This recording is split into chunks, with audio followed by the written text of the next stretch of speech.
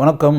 ஓஷோ உலகம், கற்பனை, இமேஜினேஷன் அப்படின்றது எவ்வளோ பெரிய விஷயம், மிக உயர்ந்த விஷயம்னு சொல்லிட்டு ஓஷோவே தன்னுடைய நூலில் சொல்கிறாரு. அதாவது மனிதர்கள் கற்பனை வளத்துடன் இருப்பது என்பது மிக உயர்ந்த விஷயம், மிக சிறந்த விஷயம். உலகத்தில் வந்து மிகப்பெரிய கண்டுபிடிப்புகள்லாம் நிறையா நடந்திருக்கு, இப்போவும் நடந்துக்கிட்டு இருக்கு. அப்படின்னா அது வந்து மனிதர்களுடைய கற்பனையிலிருந்து உண்டானவை தான்.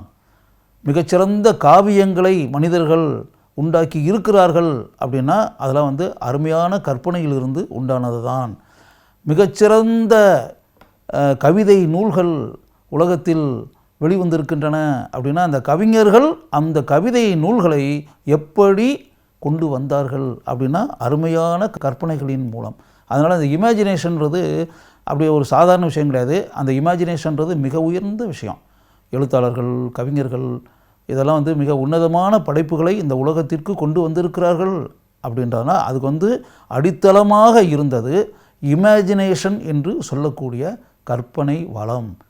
அப்படியே வந்து நம்ம காலத்தை கடந்து மனதில் நிற்கக்கூடிய சிறுகதைகள், புதினங்கள் இதெல்லாம் வந்து உண்டாகி இருக்கின்றன உலகத்தில் பல்வேறு நாடுகளிலும் பல்வேறு மொழிகளிலும். அப்படின்னா அதற்கு பின்னால் இருப்பது அந்த எழுத்தாளர்கள், கவிஞர்கள், அந்த புதினங்களை எழுதக்கூடிய ஆசிரியர்கள், அந்த நாவலாசிரியர்கள் அவர்களுடைய மனதில் எழுந்த கற்பனை.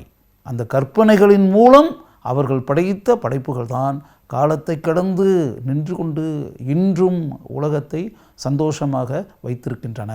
இந்த கற்பனை வளத்தால்தான் இவ்வளவு உயர்ந்த காரியங்கள், உயர்ந்த பொருட்கள் இந்த உலகத்திற்கு கிடைத்திருக்கின்றன என்பது ஒரு பக்கம் இருந்தாலும் ஓஷோ என்ன சொல்கிறாருன்னா மனிதர்கள் வெறும் கற்பனையோடு நின்றுவிடக்கூடாது. இந்த கற்பனையுடன் அவர்களுக்கு இன்னொரு உயர்ந்த விஷயமும் அவசிய தேவை. இன்னொரு உயர்ந்த விஷயம் என்ன அப்படின்னு பார்த்தா அதுதான் மெடிடேஷன், ஆழ்நிலை தியானம், மெடிடேஷன். அது வேணும். என்ன அப்படின்னா வெறும் கற்பனை அப்படின்றதுல வெறும் கற்பனையில் வந்து நீங்கள் கற்பனை பண்ணிக்கிட்டே இருக்கலாம், எதை வேணாலும் கற்பனை பண்ணலாம். அப்படியே ஒரு பணம் வேணும் அப்படின்னா அப்படியே எனக்கு ஒரு 50 கோடி வேணுமே, 100 கோடி வேணும், 1000 கோடி வேணுங்க. அதெல்லாம் 1000 கோடியெல்லாம் பத்தாது, 10,000 கோடியாவது இருந்தால் தான் இந்த பிறவியில் நம்ம ஏதோ உருப்படியான மனிதனாக வாழ்ந்தோன்னு அர்த்தம். 10,000 crores வேண்டாமா தலைவரே அப்படின்னு. இது வந்து கற்பனை, வெறும் இமேஜினேஷன். இந்த மெடிடேஷனை இதில் ஜாயின் பண்ணிங்கன்னு வச்சுங்களேன். மெடிடேஷனை ஜாயின் பண்ணும்போது அந்த மெடிடேஷன்றது நம்ம மனசை கொண்டு போய் ஆழமாக செலுத்தி ஒருநிலைப்படுத்தி சிந்திக்க வைக்கக்கூடிய நிலை, தன்மை அப்படின்றது ஒன்று இருக்குல்ல, அது வந்து அந்த இமேஜினேஷனை கட்டுப்படுத்தக்கூடிய ஒரு தன்மை வந்து மெடிடேஷனுக்கு இருக்குது. இமேஜினேஷன்றது எதை வேணாலும் கற்பனை பண்ணுறது, அதாவது அது நல்லதா கெட்டதா அப்படின்றதெல்லாம் நினைக்கிறதில்ல. 10,000 கோடி எதுக்கு, 10,000 கோடி வச்சு என்ன செய்ய போகிற, அந்த பணத்தை வச்சு ஏதாவது நீ உனக்கு பயனுள்ள வகையில் அதை செலவழிக்க முடியுமா, அவ்வளவு எதுக்கு, எவ்வளவு தேவையோ அவ்வளோதானே வேணும். 10,000 கோடி, 20,000 கோடி, 25,000 கோடி வெறும் ரூபா நோட்டை பார்த்து அப்படியே ரசிக்கிட்டு உட்காந்துட்டு இருக்கிறதா, அதை வச்சு என்ன செய்ய போகிற. அது வந்து ஒரு ஸ்டேஜில் வந்து பேப்பர்ஸ் தானே, பேப்பர்ஸ், தாள்கள், காகிதங்கள் அப்படின்றதானே உண்மை. அதை வெறுமனே பார்த்து அந்த ரூபா நோட்டினுடைய படபடப்பு அதை பார்த்து அப்படியே சவுண்டை மட்டும் கேட்டு அதை ரசிச்சுக்கிட்டு அப்படியே இருந்துக்கிட்டே இருப்பியா. இதை வந்து சிந்திக்க வைப்பது எது தான், அதுதான் மெடிடேஷன். ஆழமாக சிந்திக்க. இமேஜினேஷன் வந்து சிந்திக்க வைக்காது. இமேஜினேஷன் வந்து அது வந்து ஒரு கட்டுப்பாடற்று ஒரு சுதந்திர எண்ணத்துடன் இருக்கும் எப்போவுமே. சுதந்திரத்தன்மை, அதாவது ஃப்ரீனஸ், அதுக்கு வந்து கட்டுப்பாடே கிடையாது. எப்படி தென்றல் வீசிக்கிட்டு இருக்கோ, காற்று எப்படி வந்து கட்டுப்பாடற்று வீசி கொண்டு இருக்கிறதோ அதை போல இமேஜினேஷன் கட்டுப்பாடற்று எப்படி வேண்டுமானாலும் எந்த திசையை நோக்கி வேண்டுமானாலும் அது வந்து பயணம் செய்து போய்கொண்டே இருக்கும். அதை கட்டுப்படுத்தக்கூடிய நிலையில் இருப்பது மெடிடேஷன், தியானம். தியானம் தான் கட்டுப்படுத்தும். தியானம் வந்து கட்டுப்படுத்தி இவ்வளவு இருந்தால் போதும், இதுக்கு மேலே வேண்டாம் அப்படின்னு சொல்லி உங்களை வந்து கண்ட்ரோல் பண்ணும். அந்த கண்ட்ரோல் பண்ணக்கூடிய அந்த கெப்பாசிட்டி, அந்த தன்மை ஆக்சுவலாக மெடிடேஷனுக்கு தான் இருக்குது, தியானத்துக்கு தான் இருக்குது. அதனால் ஓஷோ என்ன சொல்கிறாருன்னா மனிதர்கள் வெறும் கற்பனை வளத்துடன் மட்டும் இருக்கக்கூடாது, கற்பனை வளத்துடன் தியானிக்கக்கூடிய ஆற்றலும் இருக்க வேண்டும். Imagination plus meditation. இது ரெண்டுமே வேணும். இந்த ரெண்டுமே இருந்தால் வாழ்க்கை அருமையாக இருக்கும், சிறந்ததாக இருக்கும், சந்தோஷம் நிறைந்ததாக இருக்கும், ஆனந்தம் நிறைந்ததாக இருக்கும், உற்சாகம் ததும்பக்கூடியதாக இருக்கும். அதனால் இந்த ப்ரோக்ராம் பார்த்துக்கிட்டு இருக்கக்கூடிய எல்லாருமே உங்கள்கிட்ட கற்பனை வளம்னு எந்த அளவுக்கு இருக்குது அப்படின்னா, கற்பனை வளம் இல்லாத மனிதன் இந்த உலகத்தில் இருக்காங்களா? எல்லாருக்குமே கற்பனை இருக்குல்ல. சாதாரண மனிதன் கூட தான் ஒரு கோடீஸ்வரன் ஆகணும் அப்படின்னு கற்பனை பண்ணுறான்ல. சாதாரண ஆள் கூட தான் மிகப்பெரிய எழுத்தாளன் ஆகணும் அப்படின்னு நினைக்கிறான்ல. சாதாரண ஆள் கூட தான் மிக உயர்ந்த கவிஞன் ஆகணும்னு ஆசைப்படுறான்ல.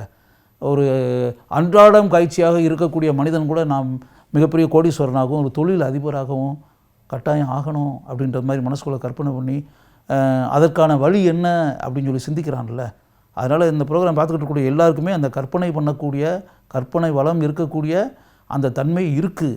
இமேஜினேஷன் பவர் எல்லாமே இருக்குது, உங்கள்கிட்ட இருக்குது. எல்லாமே அந்த இமேஜின் பண்ணக்கூடிய, கற்பனை பண்ணக்கூடிய ஆற்றல், பொட்டன்ஷியல், அது எல்லாமே இருக்குது.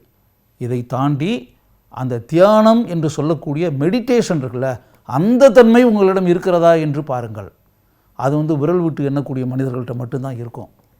100ல் ஒரு ஆள்கிட்ட இருக்கும், 99 பேர்கிட்ட இருக்காது. அந்த பாக்கி 99 பேர் இருக்குல்ல, அந்த 99 பேரும் மனதை எப்படி தியான நிலையில் வைத்திருப்பது அப்படின்ற அந்த முயற்சி இருக்குல்ல, இதுவரை நீங்கள் பண்ணாமல் இருந்தீங்கன்னா அதை செய்யுங்க. இப்போ உடனடியாக இப்போ இமேஜினேஷனையும் அந்த மெடிடேஷனையும் மெர்ஜ் பண்ணுங்கள். ரெண்டையும் மெர்ஜ் பண்ணிங்கன்னா வாழ்க்கை எந்த அளவுக்கு அழகானது, அருமையானது, சிறந்தது அப்படின்றத நீங்களே உணர்வீர்கள். அப்போ உங்களை இமேஜினேஷன் அந்த ஆற்றல் இருக்குல்ல, அது கூட மெடிடேஷனை மிக்ஸ் பண்ணி வர்றப்போ அதற்கு பிறகு உங்கள்கிட்ட உருவாகக்கூடிய படைப்புகள் இருக்குல்ல, படைப்புகள், கண்டுபிடிப்புகள், உங்களுடைய உருவாக்கங்கள், இதெல்லாம் எந்த அளவிற்கு நீங்களே நினைத்து பார்க்க முடியாத அளவிற்கு, அப்படி நினைத்து பார்க்க முடியாத உயரத்தில் இருக்கக்கூடியவனாக, சிறந்தவையாக, எல்லோரும் அண்ணாந்து பார்க்கக்கூடிய நிலையில் அற்புதமான தன்மையில் இருப்பவை உங்களிடமிருந்து உருவாகின்றன என்பதை நீங்களே உணர்வீர்கள்.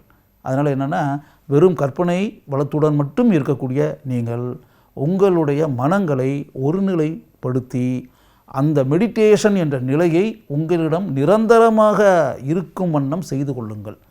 அந்த செஞ்ச பிறகு இமேஜினேஷன் ப்ளஸ் மெடிடேஷன், இந்த 2 தன்மைகளும் உங்களிடம் இருப்பதாக நீங்கள் உணர்ந்தால், இருக்கக்கூடிய நிலைக்கு நீங்கள் உங்களை ஆளாக்கி கொண்டால், அதற்கு பிறகு நீங்கள் எப்படிப்பட்ட உயர்ந்த மனிதராகவும் சிறந்த மனிதர்களாகவும் பலரும் அண்ணாந்து பார்க்கக்கூடிய சாதனை சக்கரவர்த்திகளாகவும் இங்கு இருக்கிறீர்கள் என்பதை நீங்களே உணர்வீர்கள். ஓஷோக்குரிய அந்த உயர்ந்த விஷயம் ஒரு அருமையான விஷயன்ற மாதிரி என் மனசுக்குள்ளே பட்டுச்சு. அதே நேரத்தில் உங்கள் எல்லாருக்கும் பயனுள்ள விஷயம் என்பதாகவும் நான் உணர்ந்தேன். அதனால் உங்களுக்கு பயனளிக்கக்கூடிய ஒரு அருமையான விஷயம் இது என்பதால் இங்கு நான் இதை ஆழமாக கூறுகிறேன்.